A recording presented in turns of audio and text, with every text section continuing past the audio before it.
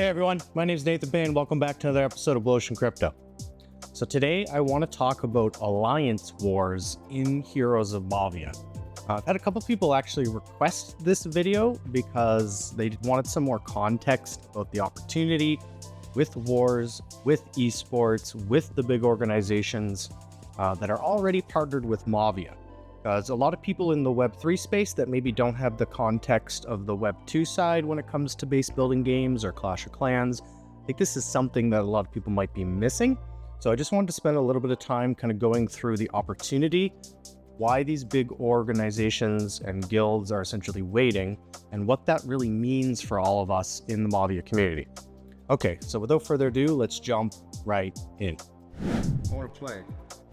So the first thing I wanted to talk about was if we take a look at the tokenomics here, we can see that there's 44% allocated to community and ecosystem, 10% directly to gameplay rewards. Now, out of those two pools, that's effectively where I feel a lot of tournaments and war rewards and things like that can be. Most likely in the gameplay rewards, but it could really be more community and ecosystem. I feel like tournaments and events might be more community and ecosystem. Gameplay rewards could be based on trophy rankings and things like that. It's still going to be interesting to see, but this is one of the, in my opinion, biggest advantages Web3 has over Web2 is the potential for esports.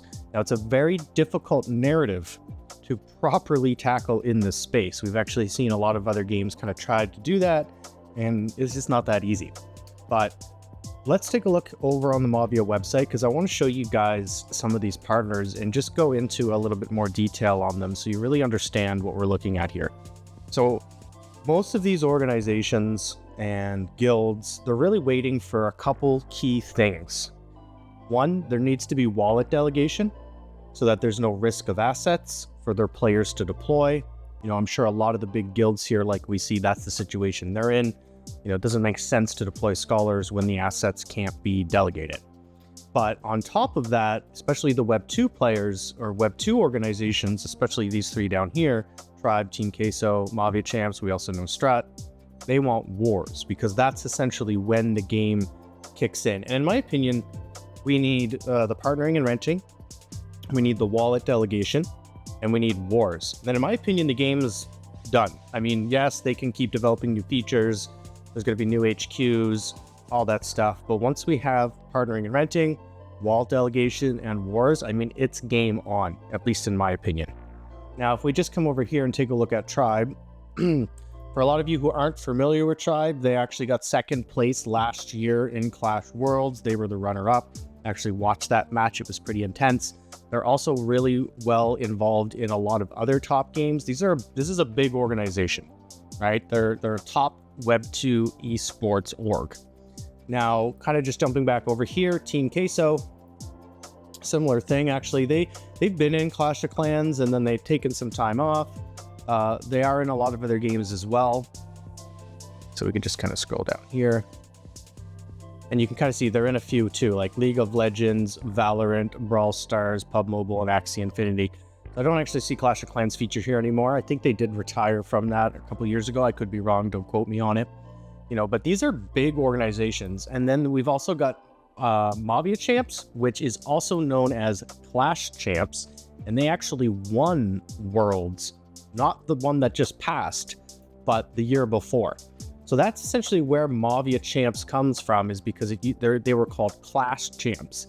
But these guys do things a little bit differently. They're not just an esports organization. They do coaching. Oh yeah, it's right here. Pro-based design, recruiting, tournaments, esports news. They act as like a hub for a lot of that stuff. And that's what they did in Clash.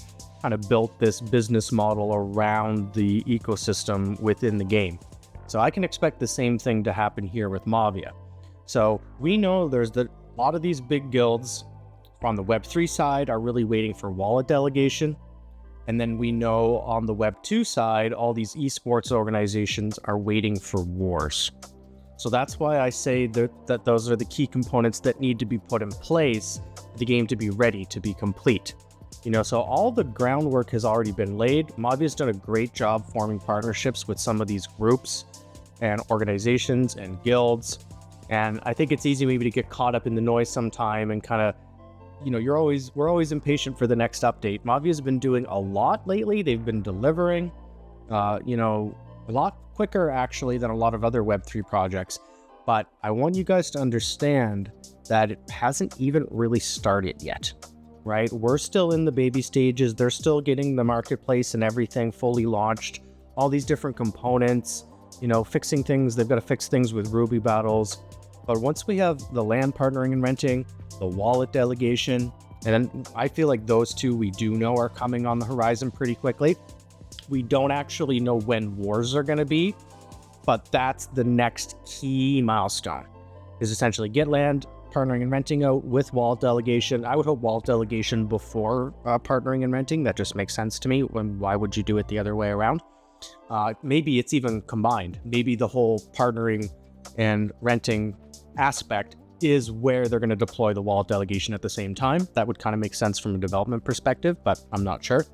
And then really all I care about after that is wars, because just to give you guys some context, in Clash of Clans, it really boiled down to 5v5s, right? That was kind of the competitive scene.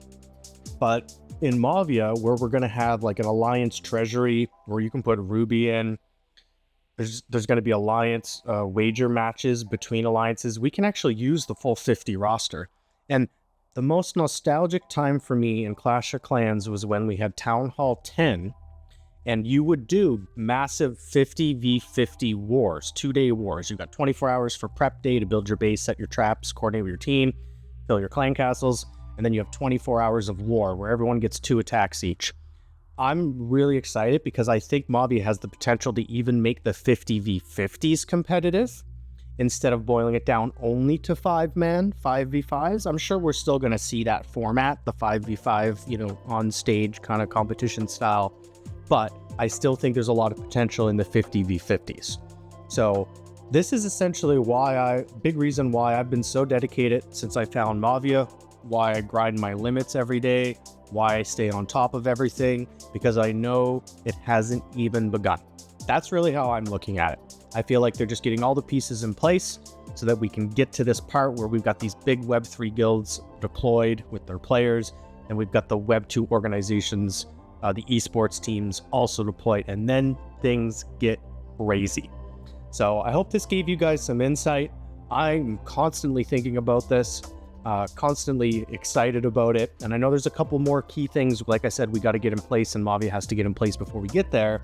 But I'm hoping in the new year, once wallet delegation and land partnering and renting is out, we're going to hear a little bit about some maybe timelines or what they're thinking with wars. Because like I said, that's all that's needed to complete the game, in my opinion. After that point, I don't care what they do. They can do new game modes, new features, all kinds of cool stuff. That's great. But I want that after wars, right? That's kind of how I'm looking at it. And I also know all these organizations, are eager to get involved right now, and they're having to wait. So I'm sure there's some pressure there. They want to deploy, they want to get in on the action, but it's just not really worth it right now with the wall delegation, the partnering renting, and then of course the esports or the war side. So I'm super stoked. I'm sure you guys can tell how excited I am even talking about this. Just wanted to give you guys some context on my understanding of all of that, because I do have the experience in Web 2 Clash of Clans. I led a top worlds team for 3 seasons, and I don't think a lot of you guys are ready exactly for what's coming with Mavia when it comes to the competitive side of things. This is going to be freaking amazing. Okay, thanks so much for being subscribed to the channel. It really makes a big difference. Do me a favor and smash that like button so we can get this content out to more people. And I'll see you all in the next video. Cheers.